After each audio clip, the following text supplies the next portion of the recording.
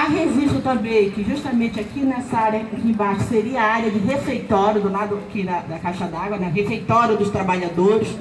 Então, se vocês procurarem na internet, vocês vão encontrar fotos mostrando esse movimento dos trabalhadores. Tem trabalhos já escritos também de professores da história, né? Se vocês procurarem sobre reduto, né? Na história você vai achar programa de história do UFPA, também uma dissertação só sobre o bairro do Reduto.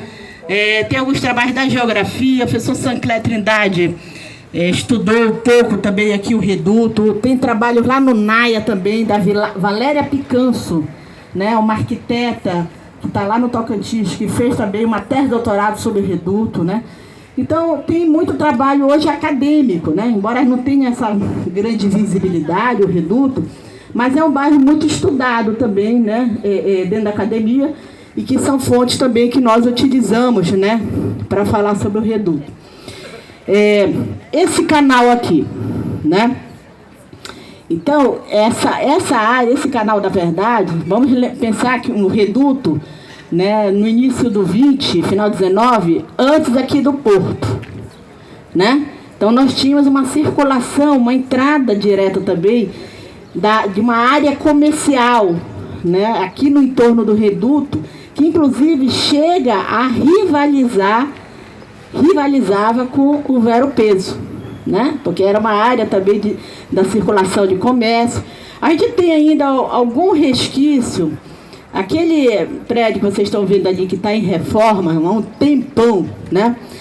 Se vocês procurarem na internet uma foto, Michel pode me dizer até onde está essa foto do Fidanza, né? Que foi um fotógrafo italiano, né? Que tem muitas fotos desse período, do início do século XX.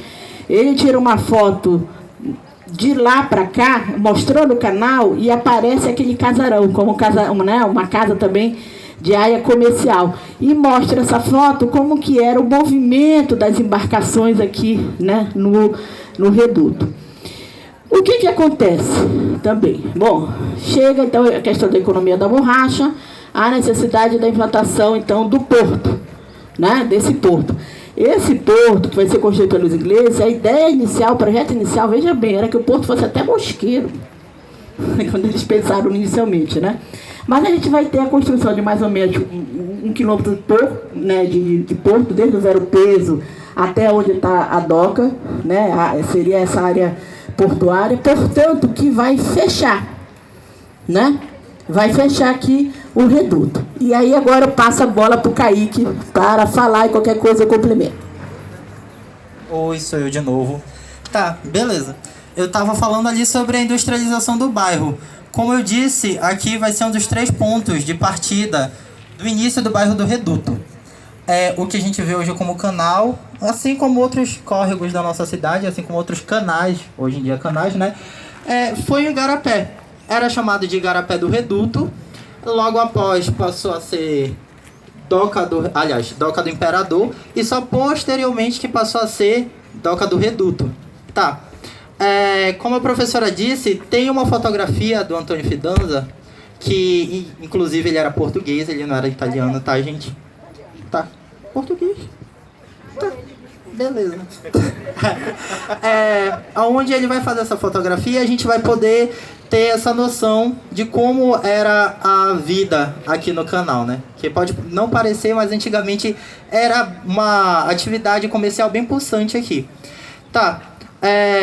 A partir dessa industrialização do bairro, o pessoal vai começar a vir da região das ilhas para comercializar seus produtos aqui. A gente vai começar a ter um entreposto comercial aqui, e a principal entrada do pessoal, da população da região das ilhas, vai ser por onde? Pelo canal, que não era canal, era Igarapé, né? Aí tá. Vem o período do ciclo da borracha, a gente tem um boom na economia, isso daqui passa a ser um entreposto comercial que, como a professora disse, vai ser quase que equivalente à região do comércio do Vero Peso. Vai ter quase que uma disputa entre essas duas regiões comerciais. O pessoal da região das ilhas vai começar a vir morar para cá e estabelecer comércio. Isso daqui tudo era composto por casarões, onde o pessoal morava em cima e tinha seus comércios embaixo. Tá, beleza. Depois disso, vão começar a querer construir o porto da cidade. Se vão construir o porto lá, vão fechar a entrada da doca do imperador, né? Tá. Só que aí vão fechar. Como é que o pessoal vai entrar pra cá pra comercializar as coisas? Se eles vinham de canoa, eles vinham de barco, como mostra a fotografia do Fidanza. A partir daí, esse entreposto comercial vai começar a falecer. O pessoal vai começar a fechar os estabelecimentos, porque o produto não vai mais chegar até aqui. Os produtos, né? E depois disso, eles vão... A outra história, outro ápice daqui do canal, vai ser quando, já no século XX, vão pegar e vão aterrar isso daqui. Já estava fechado lá, né? Vão aterrar e vão transformar isso daqui tudo numa praça. A praça não era somente onde tem o coreto. Isso daqui tudinho era uma praça, tinha canteiro central, tudo bonitinho. Vocês conseguem encontrar essa foto também no Google, se vocês forem pesquisar lá a Doca do Reduto. Só que a gente está numa parte baixa da cidade. A água que vai vir do bairro de Nazaré, dos bairros mais altos, vai chegar aqui junto com a água da chuva, a galera vai tudo pro fundo. Aí eles perceberam, não vale a pena, né, aterrar um negócio aqui. Já não vale a pena transformar em canal, a sua ideia é aterrar. Aí depois disso eles vão, abrem e transformam isso daqui num grande canal, onde vai ficar preservada somente a praça ali. Aí depois disso vira o canal, temos a Praça Magalhães, que ninguém sabe ao certo qual é o Magalhães, se é Magalhães Barata, ou se tem outras 3 pessoas, tem outros 3 Magalhães a quem eles associam o nome da praça. Tá, beleza. Tá.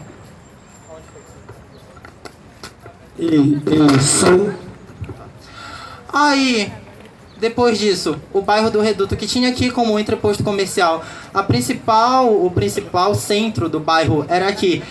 O pessoal vai começar a ir embora, não vai ter mais comércio. O bairro do Reduto começa a ter essa característica que a gente tem hoje.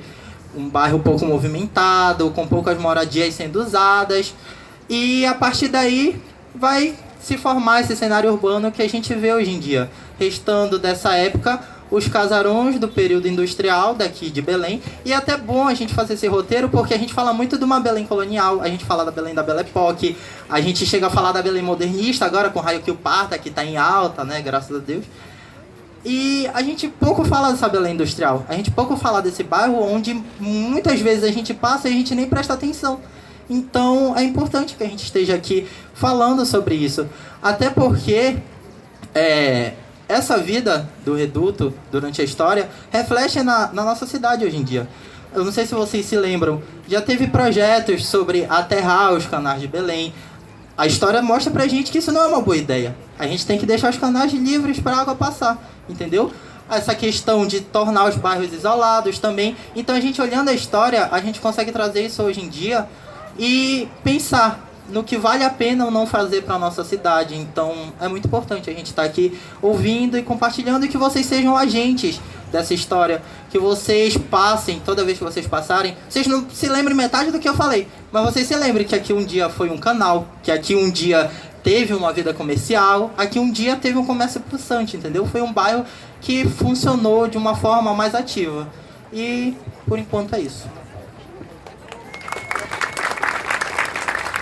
Só lembrando uma curiosidade também, aqui, essa área do Reduto, principalmente quando ela era fechada, ela era o local de carnaval, de batalhas de confetes. Há registro disso também, né? Esse período da década de 40, né? Década de 50. Então, existia essas batalhas de confete. Como também o Reduto, ele vai estar incorporada à linha do bonde, né? Que vai ser implantada. Belém vai ser uma das primeiras cidades no Brasil a ter, né, bonde elétrico.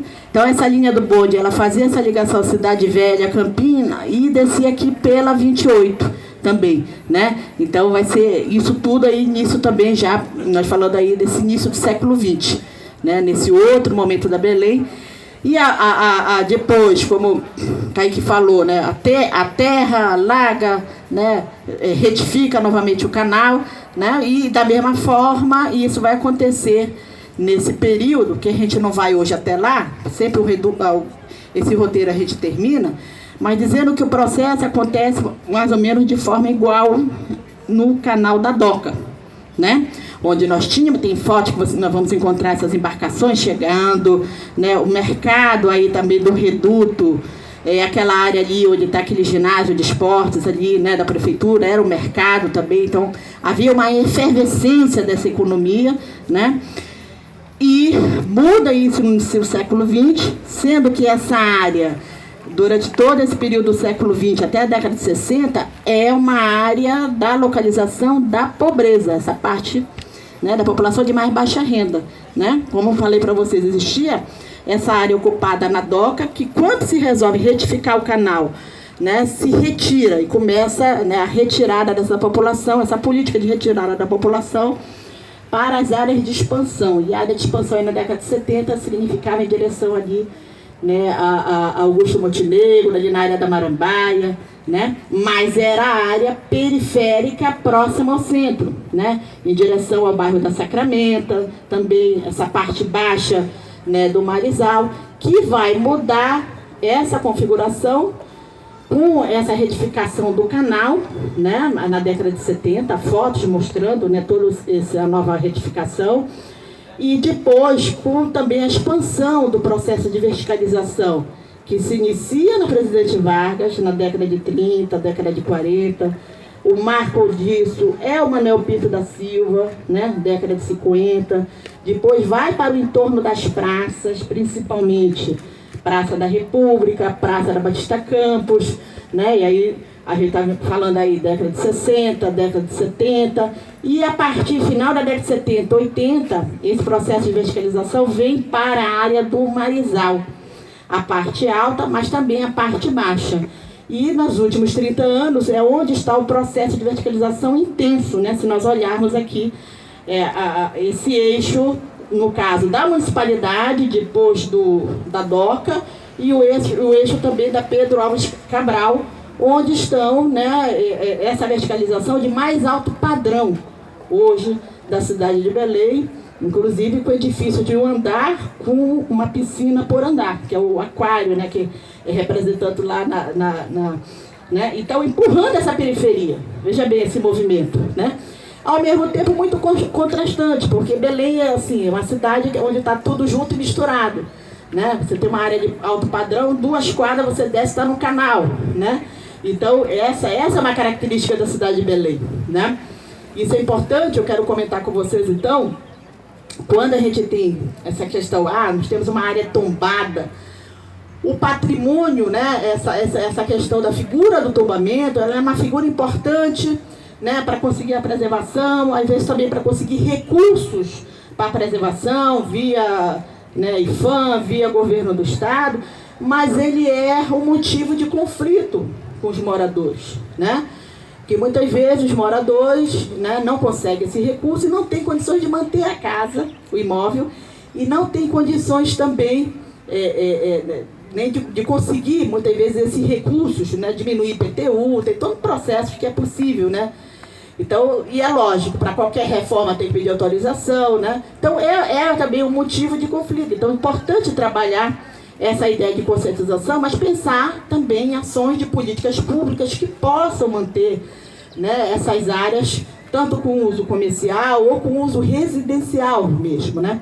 E como eu falei, o reduto, ele ficou na área do, digamos, em torno dessa área. A gente vê que aqui a gente tem esse prédio, que deve ser início da década de 80, quando a gente ainda não tinha a questão do tombamento, ainda não tinha restrições para cá, né? Então, por isso que está se discutindo hoje que existe uma proposta de empreendimento aqui nessa orla nova, né, de empreendimentos, prédios não tão altos, né, mas há toda uma discussão e há uma pressão do mercado imobiliário, mesmo nas ações da prefeitura, no que se refere, por exemplo, à discussão do plano diretor da cidade, né, aonde eles têm também assento, né, nos conselhos de desenvolvimento do urbano, que discute essa questão. Então, há uma pressão imensa do mercado imobiliário em relação a essas áreas do centro histórico, porque algumas áreas são áreas boas para a construção também, né? Então, tudo isso se dá também, se nós pensarmos que essa pressão chega, às vezes, a você conseguir que essas imobiliárias construam, por exemplo, um prédio dentro da Bahia. Conhece o que eu estou falando? Se você for ali não ver o rio e olhar para a direita, vocês vão ver um prédio que foi construído dentro da Bahia, praticamente, né? E aquilo ali, na época, nós temos associações aqui, né? Temos a APBEL, Associação dos Amigos de Belém, tem, né, a Civiva, lá da Cidade Velha, né? Então, a APBEL, na época, né, ela... fomos ao Ministério Público, houve uma discussão no Ministério Público, mas se conseguiu burlar os limites, se conseguiu autorização para construir aquele prédio. Então isso tudo tem que estar, nós temos que estar, né, de olho. O Ver-o-Peso precisa de uma reforma, evidentemente, mas tem que ser uma reforma em que os trabalhadores participem, porque já houve projeto para envedraçar o Ver-o-Peso, e não é essa a ideia. Né? Então, portanto, por isso que é tão demorado a aprovação desses projetos. A gente espera agora com a COP, com essa avalanche de dinheiro que está chegando, né, para a cidade de Belém, e que haja realmente, né, a implementação desses projetos, mas a grande preocupação é que haja a participação de quem mora, de quem trabalha, né, na discussão desses projetos. E não fazer projetos que deram certo lá no Rio de Janeiro, Nova York, não sei aonde, e que muitas vezes não fazem o diálogo com a nossa realidade. A gente pode pegar esses exemplos de projetos que deram certo fora, mas nós temos que pensar dentro da nossa realidade. Esse roteiro jamais eu ia marcar à tarde, né, Michel? A gente não faz roteiro à tarde. Lá em Curitiba eu faço o roteiro 1h da tarde. Aqui é impossível, né? Porque a gente sabe, ou vai levar água ou sol na cabeça. Então nós estamos numa cidade, Belém é uma cidade muito específica do ponto de vista geográfico. Nós estamos quase, praticamente embaixo do Equador, nós estamos na entrada da floresta amazônica, na entrada do rio Amazonas, nós somos cortados por 14 bacias hidrográficas, né? Esses pequenos rios, sendo que 95% são ocupados de forma desordenada, então reflete a história também de como é que se dá essa história de ocupação do estado do Pará, a história da ocupação de Belém. E o fato é o seguinte, 80% dessa cidade não tem saneamento básico. 70% da população dessa cidade vive com até um salário mínimo. E a maioria dessa população vive de bico, do trabalho informal. Né? Então essas são questões importantes para nós pensarmos, sim, quando você vai fazer um projeto para a cidade, tem que ser um projeto que gere renda. Quando você vai fazer um projeto para gastronomia, sim, tem que atender lá o restaurante da Estação das Docas, mas tem que atender, por exemplo, as tacas caseiras que estão distribuídas aí na cidade. Então nós temos que pensar projetos que atendam essa diversidade. Porque, do contrário, a gente pode agravar a desigualdade que já existe. É algo, como eu falei para vocês, que a gente não vai resolver numa gestão, mas tem que começar, tem que ter continuidade, né, nos projetos. E toda vez também, quando a gente tem recursos para a cultura e para o patrimônio, eles sempre são escassos, por quê? Também um dos motivos, além do embate político, é a questão de que nós temos problemas muito mais graves na cidade, como a questão do saneamento.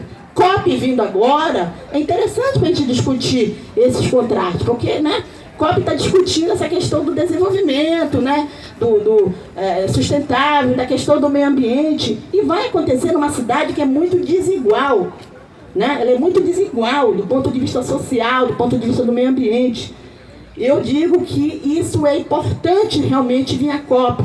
Se coloca, vamos ter condições ou não, né, de abrigar toda a alta staff que vai vir, já está tendo soluções para isso. Inclusive dragagem aqui do canal para os transatlânticos ficarem aqui, servirem como hotel, né? Tá tendo agora financiamento para as habitações que queiram também receber, né, as pessoas que vêm para a COP. Então tem alternativa, lógico que não vai ser que nem em Dubai, né, como está acontecendo lá em Dubai, mas é importante, hoje eu já penso que é importante vir sim para essa cidade com todos esses contratos. E para a gente discutir justamente a questão do meio ambiente, a questão da floresta, né, da floresta em pé.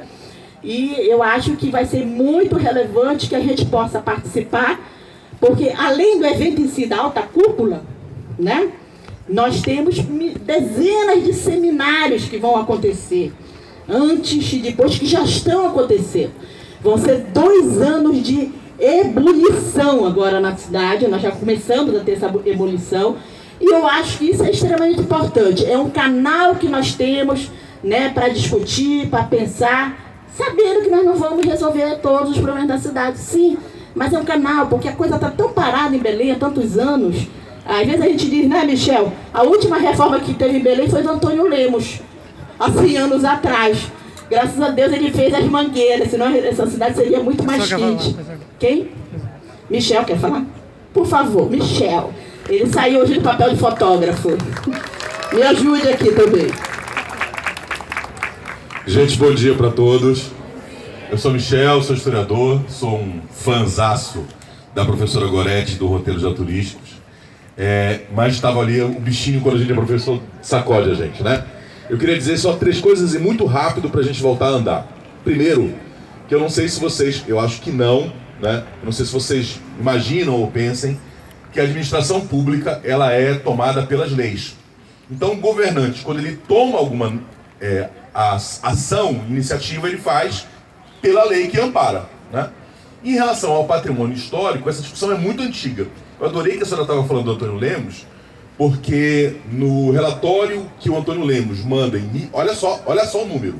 O relatório que o Antônio Lemos manda em 1899 para a Câmara, ele diz no seu projeto de lei acabar com a venda de café, acabar com a venda de garapa e acabar com a venda de mingau do comércio, ou seja, do início da Campina, Ver-o-Peso, até São Brás. Qual é o objetivo dele? Gentrificar a cidade. Pegar os pobres e colocar os pobres todos para Jurunas, né, para São Brás, mas aqui não pode. Segundo o que a senhora falou, que eu adorei, né, a questão do prédio. Do outro lado do prédio, tem esse casarão, que é o casarão do final do 19 e início do século 20, que pegou fogo e vai ser restaurado. Para ser restaurado, ele precisa entrar com um projeto do Departamento de Patrimônio Histórico do município, que fica na Fundação Cultural do município de Belém, que é a Funbel, né? Fez a avaliação, ok. Só que... Posso falar? Posso falar? Só que o arquiteto foi esperto. Ele queria fazer mais 2 pisos. Vocês estão vendo lá aquele piso azul lá? Tá vendo aquele piso azul? Tá? Lá é o término da segunda fachada, né? Ele queria fazer mais um prédio, né? Mais um andar e mais um rooftop, né? Mais uma laje lá em cima. E, evidentemente, isso fere a legislação municipal. E aí, o que o Departamento de Patrimônio Histórico fez e o Conselho de Patrimônio Municipal não vai fazer? Aonde ele vai? Ele vai com os vereadores e faz uma troca. Olha, se vocês aprovarem a construção daquele prédio do jeito que eu quero, nós vamos mudar a legislação do bairro do Reduto para ampliação de 10 gabaritos, ou seja, de prédios de 12 andares, 14 andares. Ou seja, é uma luta política. Conseguem entender? Quer dizer, proíbe aqui, mas eu vou ferrar vocês lá. Por que a gente tem que falar disso? E aí também adorei a última fala da professora Gorete, porque nós somos sociedade civil, né? Qual é o nosso papel como sociedade civil? Ficar atento. Mas aí tem um outro problema que é o último.